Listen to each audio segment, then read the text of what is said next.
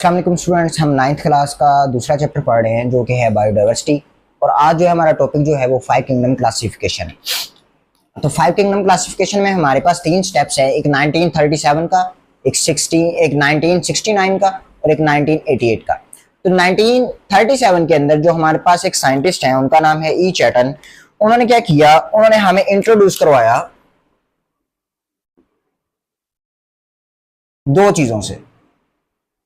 एक, उन्होंने हमें जो वर्ड है प्रोकैरियोटिक और जो दूसरा वर्ड है यूकैरियोटिक, इनसे हमें इन्होंने इंट्रोड्यूस करवाया कि भाई प्रोकैरियोटिक के अंदर हमारे पास बैक्टीरिया आते हैं और आर्की आते हैं, और हमारे पास जो यूकैरियोट्स हैं उसके अंदर हमारे पास फंजाई आ जाता है, हमारे पास प्रोटिस्ट आ जाते हैं, हमारे पास प्लांट्स आ जाते हैं और उसके बाद हमारे पास एनिमल्स आ जाते हैं। इन्होंने ये किस बेस पे कहा, इन्होंने सेल के स्ट्रक्चर की बेस पे इनको अलग अलग किया। तो सबसे पहले हमारे पास ये दो क्लासिफिकेशंस आ गई कि भाई प्रोकैरियोट्स हैं और हमारे पास यूकैरियोट्स हैं। उसके बाद हमारे पास आते हैं रॉबर्ट विटेकर। 1969 में असल में ये है कि जिन्होंने इंट्रोड्यूस करवाया था, इंट्रोड्यूस 5 किंगडम। तो एमसीक्यूज में अगर आए who is the who introduce the 5 kingdom classification, तो हमारे पास वो रॉबर्ट विटेकर है 1969 के अंदर।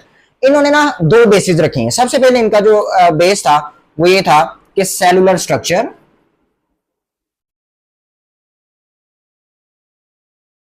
सेल का स्ट्रक्चर कैसा है, और दूसरा फिर हमारे पास मोड ऑफ न्यूट्रिशन, कि वो एब्जॉर्ब करते हैं, वो सिंथेसाइज करते हैं, वो फोटोसिंथेसिस करते हैं, वो क्या करते हैं। तो हमारे पास जो है रॉबर्ट विटेकर ने इन दो बेसिस के ऊपर क्लासिफिकेशन की और वो 5 किंगडम क्लासिफिकेशन दी। अभी हम उसको आगे डिस्क्राइब करते हैं। इसी तरह ही जिस तरह मैंने आपको पहले बताया कि हमारे पास टोटल 5 किंगडम्स है, हमारे पास जो 5 किंगडम्स है उसके अंदर हमारे पास प्रोटिस्टा है, हमारे पास मोनेरा है, हमारे पास फंजाई है, हमारे पास प्लांटी है और हमारे पास एनीमेलिया है। तो ये 5 किंगडम जिस बंदे ने इंट्रोड्यूस करवाया था वो रॉबर्ट विटेकर था। इनमें से जो किंगडम मोनेरा वाला है ये हमारे पास प्रोकैरियोटिक है, और बाकी जो हमारे पास 4 है वो हमारे पास यूकैरियोटिक है। इन्होंने सेलुलर ऑर्गेनाइजेशन को अलग से रखा कि भाई जो सिंपल एक ये है हमारे पास सेलुलर ऑर्गेनाइजेशन के अंदर। अगर हम इसको थोड़ा सा देखें सेलुलर ऑर्गेनाइजेशन को, तो हमारे पास एक तो ये है कि यूनिसेलुलर है लेकिन प्रोकैरियोटिक है। दूसरा हमारे पास ये है कि हमारे पास है तो यूनिसेलुलर है लेकिन वो यूकैरियोटिक है। और फिर आखिरी हमारे पास जो आ जाता है वो थर्ड वाला कि है वो हमारे पास मल्टी सेलुलर है और हमारे पास वो यूकैरियोटिक है। अब अगर आप यूनिसेलुलर प्रोकैरियोट्स की एग्जांपल लें तो वो किंगडम मोनेरा है, और अगर आप यूनिसेलुलर यूकैरियोट्स की एग्जांपल लें तो हमारा किंगडम प्रोटिस्टा के अंदर बहुत सारे ऐसे ऑर्गेनिजम्स हैं कि जो यूनिसेलुलर है, जिसमें हमारे पास अमेबा है, पैरामीशियम है, यूग्लिना है, लेकिन वो है यूकैरियोट्स हैं तो इसके अंदर एग्जिस्ट करते हैं। तो हमारे पास बाकी जो तीनों हमारे पास फंजाई है, प्लांटी है, एनिमेलिया है, तो हमारे पास मल्टी सेलुलर है लेकिन वो यूकैरियोट्स हैं। तो ये सारी की सारी जो क्लासिफिकेशन है वो किस बंदे ने की थी, वो रॉबर्ट विटेकर ने की थी। उसके बाद हमारे पास जो ये वाले दो साइंटिस्ट हैं जिन्होंने 1988 में, इसका नाम है मार्गुलिस और शिकवार्ज इनका नाम है, इन्होंने क्या किया, इन्होंने इसी क्लासिफिकेशन को जो कि रॉबर्ट विटेकर ने की थी इसको मॉडिफाई किया, मॉडिफाई दी रॉबर्ट विटेकर क्लासिफिकेशन। अच्छा, जब इन्होंने मॉडिफाई किया तो इन्होंने मॉडिफाई किस बेस पे किया, इन्होंने मॉडिफाई किया कि जहां पर ये सेलुलर स्ट्रक्चर ले रहे थे, सेलुलर ऑर्गेनाइजेशन ले रहे थे, ये जेनेटिक लेवल पे चले गए, जेनेटिक कॉम्बिनेशन। यानी कि इन्होंने जेनेटिक सिमिलैरिटीज और डिसिमिलैरिटीज को देखा और ऑर्गेनिजम्स को इन्हीं 5 ग्रुप्स के अंदर जो कि रॉबर्ट विटेकर ने बनाई हुई थी उसके अंदर इन्होंने उनको शफल किया और उसको ऑर्गेनाइज किया। तो ये था हमारा 5 किंगडम क्लासिफिकेशन और अभी तक यही वैलिड है। इसके अंदर ये 3 स्टेप्स थे हमारे पास, ये फर्स्ट साइंटिस्ट, ये सेकंड, और इनका असल काम है और फिर इनके काम को थोड़ा सा मॉडिफाई किया 1988 के अंदर। तो ये हमारे पास 5 किंगडम क्लासिफिकेशन। उसके बाद हमारी बुक के अंदर एक टॉपिक है वो है 3 डोमेन सिस्टम।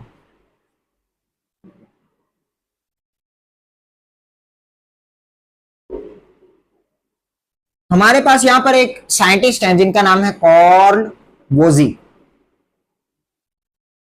कार्ल वोजी ने क्या किया, इन्होंने ये देखा कि हमारे पास जो 7 स्टेप्स हैं, किंगडम, फाइलम और ये जो हमारे पास 7 क्लासिफिकेशन के स्टेप्स थे, इन्होंने उसके अंदर एक नया टैक्सा इंट्रोड्यूस करवाया। टैक्सा में एक एक स्टेप्स को कहते हैं ना, किंगडम एक स्टेप है, फाइलम अलग स्टेप है। उन्होंने एक नया टैक्सा इंट्रोड्यूस करवाया जो सबसे ऊपर था और उन्होंने उसको नाम दिया डोमेन। इन्होंने कहा कि भाई 3 डोमेन्स हैं, और 3 डोमेन्स कौन कौन सी हैं। इन्होंने सबसे पहले जो फर्स्ट डोमेन रखी वो थी हमारे पास आर्किया,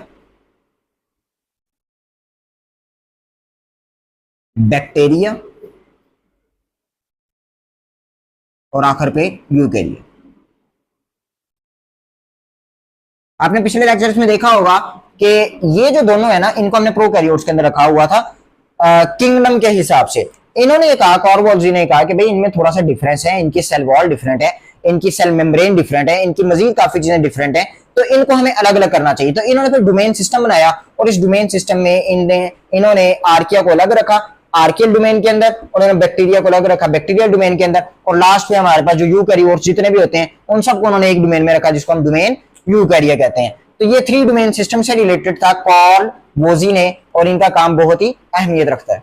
इस टॉपिक के आखिर पर हमारी बुक में ना 4 डायग्राम्स बनाई गई हैं, उसको हम थोड़ा सा देख लेते हैं। वो कुछ इस तरह से हैं। ये कहता है कि जी ये 2 किंगडम है, फिर एक और उसने बनाई हुई है, उसमें वो ये कहता है कि ये 3 किंगडम है, और फिर उसके बाद उसने एक और बनाई हुई है जिसमें वो कह रहा है कि ये 5 किंगडम है, और फिर उसने 3 डोमेन सिस्टम बनाया हुआ। अब इसके अंदर 2 किंगडम के अंदर हमारे पास, हमें पता है कि हमारे पास 2 किंगडम थे, प्लांटी था और हमारे पास एनिमेलिया था।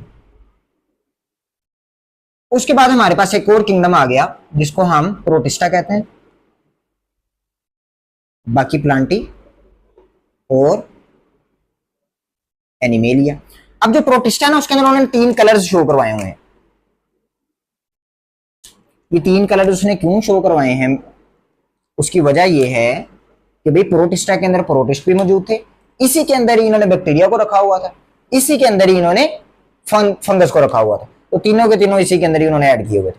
5 किंगडम के अंदर हमें पता है कि एक हमारे पास कौन है जी, हमारे पास मोनेरा है, हमारे पास प्रोटिस्टा है, हमारे पास फंगाई है, हमारे पास प्लांटी है और हमारे पास एनिमेलिया है।